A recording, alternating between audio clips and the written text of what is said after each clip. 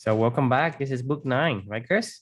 Yeah, this is book 9 of the Year of Magical Learning Project. Well, welcome back. Today, we are going to be talking about a book called The Kybalion. As you can see the cover here, the Kybalion is about I'm just going to actually read the description of this because it's kind of hard to explain it. It was a book originally published in 1908 by the three initiates that purports the hermetic teachings, basically. So it's a book about the 7 hermetic principles upon which the entire hermetic philosophy is based. So the Kabbalion is a little bit of a spiritual book that talks about some of the philosophies of life that guides this philosophy of the hermetic teachings, which I think was ancient Greece. Yeah, it was ancient Egypt and ancient Greece. Mm. 2 of the 7 principles of the Kabbalion. It was a really good book, by the way. Have either one of you read this one? I have not, but I've heard you talked about it Yeah. before, and it sounds very interesting to me. Yeah, I thought I was going down a weird path with this one when I first downloaded it and was doing it. I was like, it's like where am I going with this one? But I ended up enjoying it. I'm glad that I stuck around and saw it through. 2 of the 7 principles of the book, in particular, one talks about life has polarity. So meaning there's always opposite ends of a pole. Like if you have hot and cold, you have the whole entire spectrum in between. And then it talks about life has rhythm. So you have swings back and forth along that pole. It's just natural swings and natural rhythms of life and how things work. One of the things that stuck out to me the most was, this past year, I've been on a personal quest for finding balance in my life and trying to maintain that balance in my life. And that's a lot of the principles that we built around with Kybalion of trying to help other people find their own balance and then building a tribe of people around that. So balance is an important part of my life. And this book really spoke to me. It made me think a lot about my daughter again, the wild swings that we had on our journey with her, where one day we're expecting our first child and everything's going along great. And all of a sudden the next day we're, in the ICU, welcoming a 22-week-old, 1 pound, 1 ounce baby fighting for life every single day. That wild swing to the opposite end of the poles of my life in terms of the emotional swing of that was a lot to process, and it was a lot to take in, and it was a lot for me to handle after we lost her, and coming to grips with that, living at that end of the extreme of the polarity of my own life. The natural thing that ended up happening was this huge swing back, where all of a sudden, when you and I first met, like 5 or 6 months after this whole event in my life, everything had changed dramatically. I was on just a whole nother trajectory of my life. The stuff that I was doing, the stuff that I was caring about, stuff that I was thinking about, stuff that I was reading, stuff that I was learning, how we started this. It was the swing back is what you saw, I guess, of that. This book talks a lot about, like, if you want, like, just life has polarity and life has rhythm. The further you swing one way on that pole, the natural life is going to swing you further, just as far back toward the positive end. So anytime you're going through something bad or good, you're naturally just going to fly back and forth. Well, for me, I want to try to do my best to control that rhythm of life, and I want to do my best to find that balance and harmony.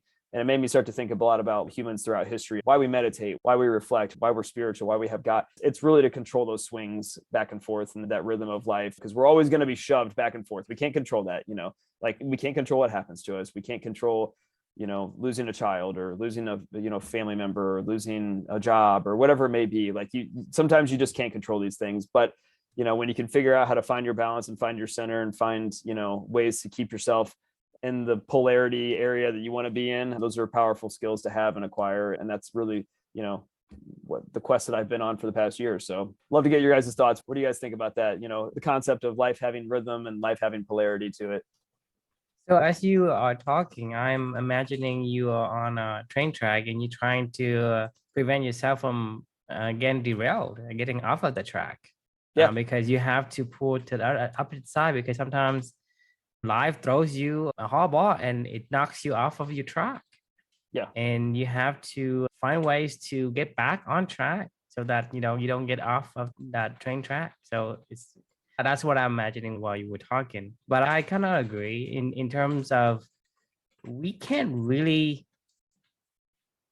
sustain the extremities. We just can't do it.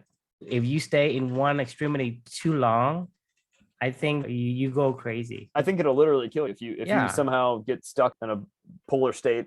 Like, I mean, it'll tear, good or bad. Like, I mean, look at people that win the lottery or something like that, like that's perceived to be good, but they get stuck in this this good state, and the swing back is die bad, stressed, and you could die from boredom.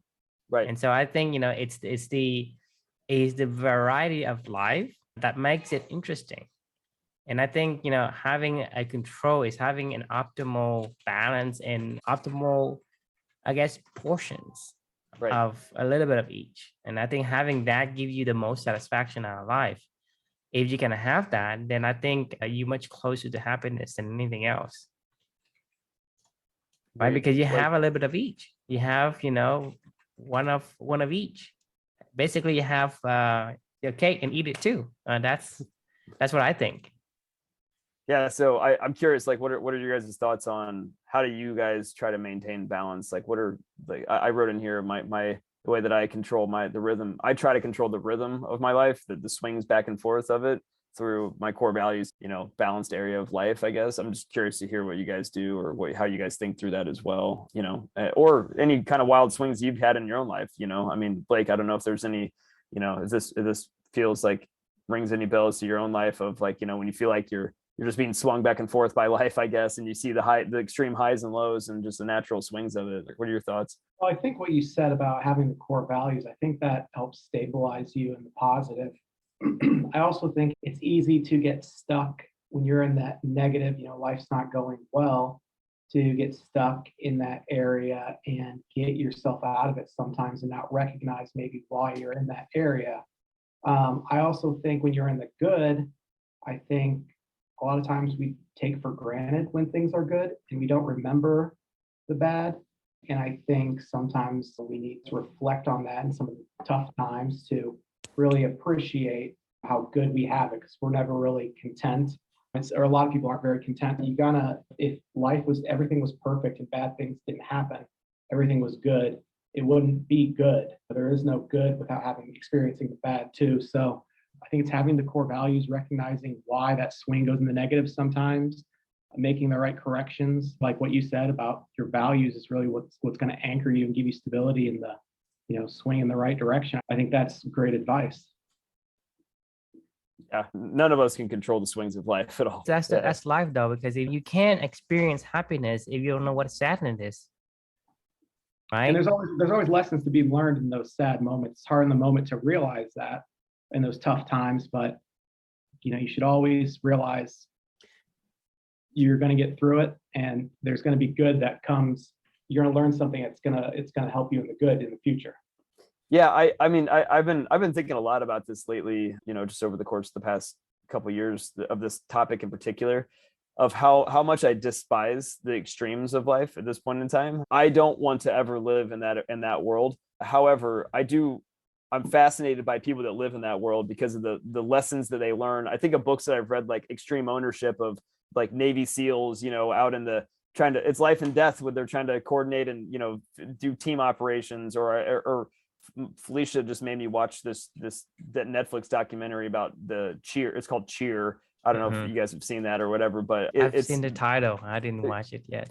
It's crazy. Like these people are just killing their bodies for a trophy. The extreme nature of what they're trying to do and trying to achieve this reward, which I don't really agree with, but at the same time, like the amount of teamwork and the bonding that they create in that extreme environment is something to behold. And there's a lot of lessons that can be learned of how they went about that. But I don't want to live in that extremity. You know what I mean? Like, that's not the world that I want to be in. But there's so many I don't lessons think they probably can't do it for 3 years, 4 years. But after that, they have to retire, be a coach if they want to stay in it. But most people can't. Exactly. Most football players can't play that long. So I don't think anyone can survive in the extremities, because I said before, you either going to go crazy or your body's going to give out.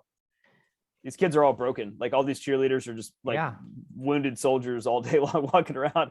And it's fascinating to see like what can, there are lessons that can be learned from that, where you can take everybody that has almost the same amount of I guess energy. If you put it all into one burst, then it's going to have it's going to be like a big, fireworks and a big boom, but that's just one short burst. Or you can do the endurance path where you can expense a little at a time, and you can ride the long tail versus the short boom. So I think you pick and choose, because at the end of the day, if you use it to extremity, you can't do it again.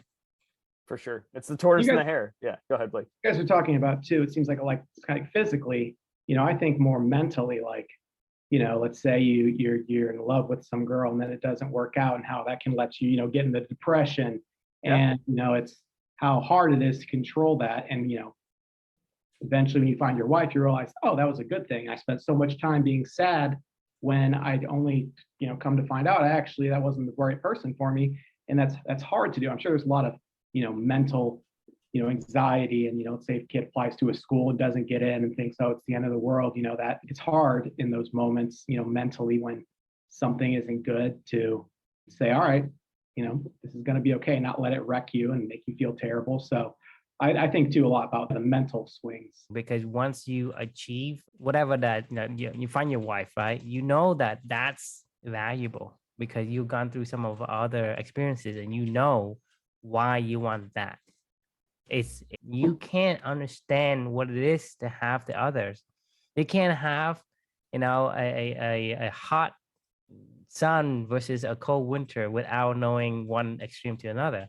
You could almost argue that you find your values in the extremes, honestly. I mean, that's maybe where you go and, it's like a Zelda quest, right? Where they hold up one of the pieces of the Triforce or something, when you go through something super extreme in your life, and you're like, oh, I got a value out of this at least. And then you could use that to control later on the swings of your life, I guess. But to Drew's point, like, I don't expect any teenager to hear this, or, young adult that's going through the stuff that Blake's talking about, to go, yeah, I get it. No, you just live the extremes and then you take the lessons back from them. But at the end of the day, as we're progressing and we're learning and we're on this journey and stuff like that, then you can start to think. So how do you find the middle of something if you don't know the ends? I find a lot of value in the extremes. Exactly. So you don't know where to set your balance unless you know the extremes. I don't want to live in the extreme anymore. And when I was younger, I kind of did. But at least you go there. Maybe it's a young person thing where, you can live in the extremes just because your body can take it and your mind can take it. So let me ask parents, do you think it is something when a child is going through those extremes that you are going to say, this is a part of experiencing it? Or are you going to try to say, look, man, you got to get yourself in the middle here? Yeah, true. You have 4 of them, so you go. I say, as a parent, your job is to be a teacher. Your job is to say, I have some experience. You ask me what I would have done. I can't give you answer, but I can give you what I've seen, and to get you away from the extremities as fast as possible. I can't hold your hands and prevent you from touching a hot stove. But once you touch a hot stove, you need to pull your hand back right away.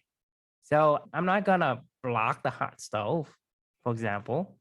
They can touch it, but I'm there. I'm gonna watch them. Okay, you touch it. Now what happened? Let me guide you through some steps. What's gonna happen to your fingers? Should you put it on ice? How do you soothe it? Put some oil, some aloe, whatever. So I'm there as a repository, but I can't do things for them. The only thing I tell them to do is, if you want to see the extreme, you see the extreme, but I'm there to pull you back when you need to. So that, yes, you're going to hit the extreme, but I'm also there if you want to reach out and pull back so that you are not going to derail from that train track that you're on. Yeah, I echo that as well. I think of what we're doing right now, and I think of me writing these reflections every day for, and reading the stuff that I'm reading, and I'm leaving crumbs for my own children, someday too. They can hear their dad talk about the same conversation, and, like it'll mean something to them maybe, or something like that. They can read this story and it'll mean something to them, or they can read the reflection and maybe it'll mean something to them. They won't want to read this stuff until they probably experience something. But at the same time, like, to True's point, I can't stop you from living in the extreme. Your parents can't, stop you from doing what you do. And I don't think that's their job. I think their job is to set a good role model, be a good example, take the lessons that we've already learned in life and show them, like, okay, you burned your hand on the stove. Like, this is, maybe watch this video that I made with my buddies one day about what it's like to do these other things. So this is why I think it's important for these kind of activities to do stuff that reflects your values, so you can leave a legacy for other people to build their base off. So maybe they don't have to go through the same shit you went through. Just be a parachute for your kids. Don't stop them from jumping out of an airplane and do skydiving. Just be a parachute. Good way to look at it. Yeah. Well, that's good stuff, guys. Any other final thoughts before we pose our question and say goodbye for the day? I think we should. Awesome.